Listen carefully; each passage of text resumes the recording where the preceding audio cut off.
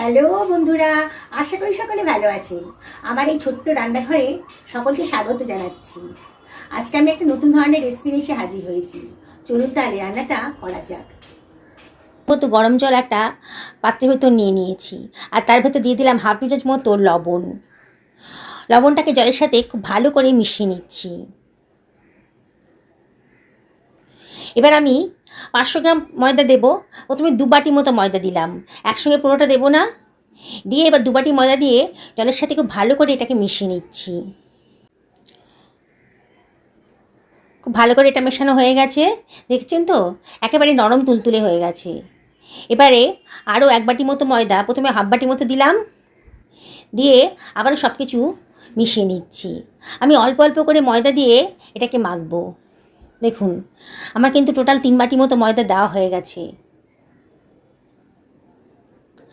আবারও খানিকটা ময়দা দিয়ে দিলাম, দিয়ে আবারও ভালো করে মেখে নিচ্ছি।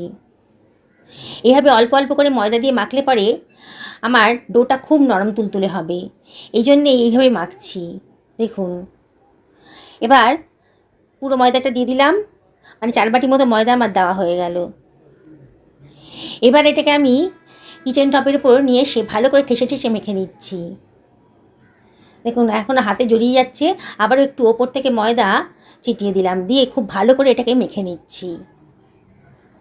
বন্ধুরা, এই স্ন্যাক্সের রেসিপিটা বানাতে গেলে কিন্তু ময়দাটাকে খুব ভালো করেই মাখিয়ে নিতে হবে। আমি ময়দার ডোটাকে দুভাগে ভাগ করে নিয়েছি, নিয়ে আবারও একটু ঠেসে ঠেসে মেখে নিচ্ছি। দেখুন আমি কীভাবে করছি। এবারে আমি এখান থেকে পিস পিস করে কেটে নেব।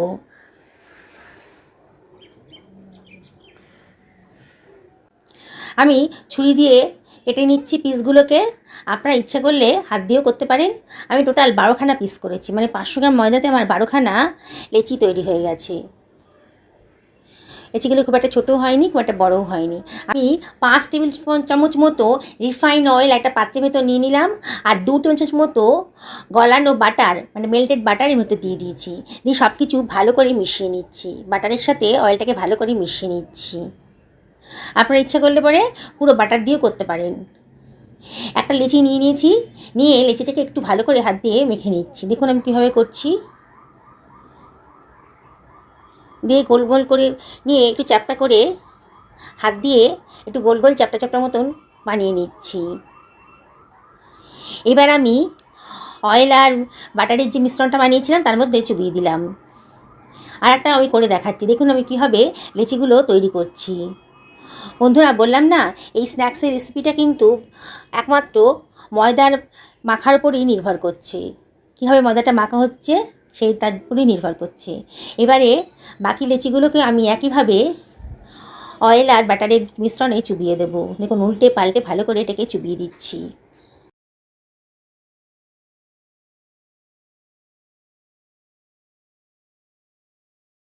এবার এটাকে আমি 10 মিনিটের জন্যে রেস্টে রেখে দেবো।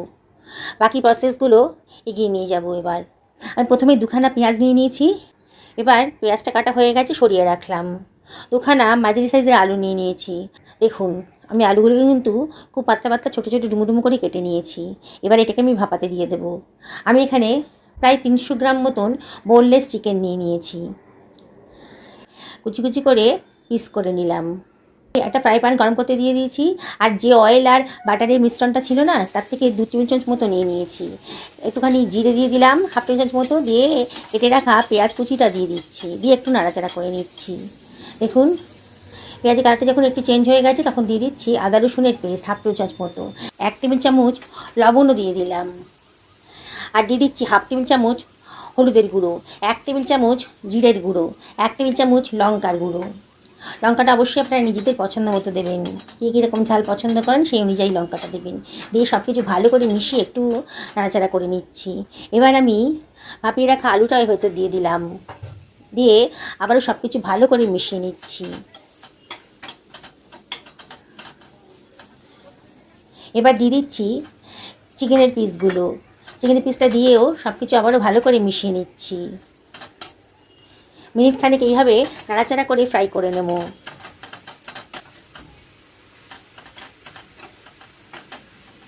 এবারে এর ভিতর 2 টেবিল চামচ মতো জল দিয়ে দিলাম। ঢাকা দিয়ে মিনিট 5 রান্না করে নেবো লো ফ্লেমে, মিডিয়াম টু লো ফ্লেমে।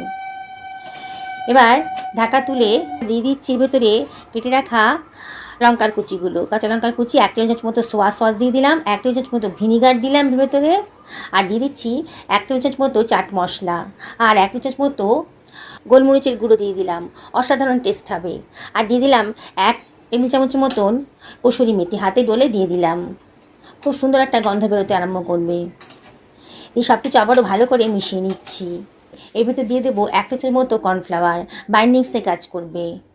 আর যে জোরে জোরে ভাবটা আছে না, সেটা শুকনো শুকনো হয়ে যাবে, বেশ ড্রাই ড্রাই হয়ে গেছে। এবার গ্যাসের ফ্লেমটা অফ করে এটাকে আমি ঠান্ডা করতে দেবো।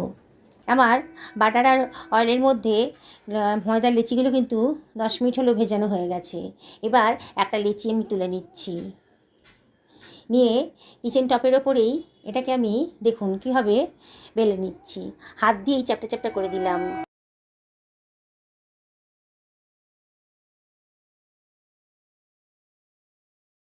আমি যতটা সম্ভব পাতলা করে নিলাম, নিয়ে এবার সাইড দিয়ে দিচ্ছি চিকেনের পুরটা, যেটা আমি বানালাম সেটা দিয়ে দিলাম, দিয়ে সাইড দিয়ে এটাকে মুড়ে দিচ্ছি। দেখুন আমি ভিডিওতে যেমন দেখাচ্ছি, তারপরে সাইড দিয়ে মুড়ে এটাকে একটা রোল করে নিচ্ছি। দেখুন কীভাবে বানাচ্ছি। রোলটা করে একটু সাইড দিয়ে চাপ দিয়ে দিয়ে এটাকে একটু লম্বা করে নিচ্ছি, তারপরে সাইড দিয়ে ভাঁজ করে গোলাকার মতো করে দিলাম, নিয়ে মুখের পোষণটা নিচের দিকে দিয়ে চাপ দিয়ে এটাকে আবার গোলাকার মতো করে নিলাম। দেখুন চাপটা চাপটা করে লেচি মতন করে নিলাম, দেখুন কত সুন্দর দেখতে লাগছে। আর এগুলোকে আমি ভাজতে দিয়ে দেবো। আমি যে অয়েল আর বাটারের মিশ্রণটা ছিল সেখান থেকে 2 টেবিল চামচ মতো নিয়ে নিয়েছি। আমি যে অয়েল আর বাটারটা চুবিয়েছিলাম না লেচিগুলো, ওটা কিন্তু পুরো শুষে যায়নি, পুরো তেলটা কিন্তু রয়ে গেছে, ওটা বাকি রান্নার কাজে ব্যবহার করে ফেলতে পারবেন। আপাতত আমি 2 টেবিল চামচ মতো ওখান থেকে নিয়ে এই স্ন্যাক্সগুলো আমি ভেজে নেব। এই স্ন্যাক্সগুলো ভাজতে কিন্তু একেবারেই অয়েলের মানে খুব কম অয়েলে কি হয়ে যাবে আর কি ভাজাটা। দেখুন 2 মিনিট একেবারে লো ফ্লেমে ঢাকা দিয়ে এটাকে ভেজে নিলাম, নিয়ে ওপর থেকে সামান্য একটুখানি অয়েল ছড়িয়ে দিচ্ছি।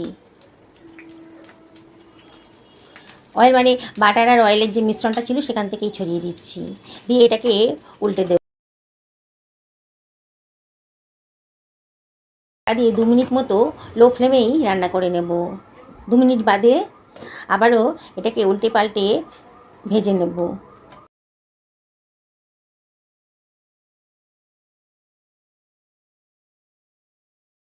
কালারটা কত সুন্দর এসছে দেখছেন তো।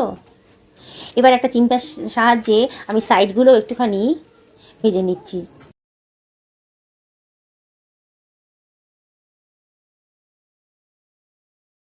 দেখুন সুন্দর একটা কালার এসে গেছে, আর ভাজাটাও হয়ে গেছে। এইভাবে আমি ভেজে নেব, নিয়ে এগুলোকে আমি তুলে নিচ্ছি, সার্ভ করে দিচ্ছি। দেখুন কত সুন্দর দেখতে হয়েছে, কি দেখেই বানাতে ইচ্ছে করছে না? তাহলে কিন্তু বানিয়ে ফেলুন। চিকেন এলে পরেই চিকেনের যে সলিড পিসগুলো থাকে আমি কিন্তু ওইগুলো দিয়েই বানিয়েছি, ওগুলো আবার কেউ খেতে চায় না বাড়িতে, ওইটা দিয়ে কুচি করে কেটে আমি এটা বানিয়ে ফেললাম। দেখুন কত সুন্দর দেখতে লাগছে। এখনও খুব গরম আছে, তা আমি আপনাদেরকে একটা ছিঁড়ে দেখাচ্ছি, ভেতরে পুরে ঠাসা পুরো একদম, খুব গরম আছে। খেতে কিন্তু সত্যি অসাধারণ। দেখলেন তো বন্ধুরা, কত সহজে এত সুন্দর একটা রেসিপি তৈরি হয়ে গেল। আপনারা বাড়িতে এটা বানান, পরিবারের সকলকে খাওয়ান, আশা করি সবার খুব ভালো লাগবে। তাহলে আজকে এই পর্যন্তই থাক, আবার দেখা হবে।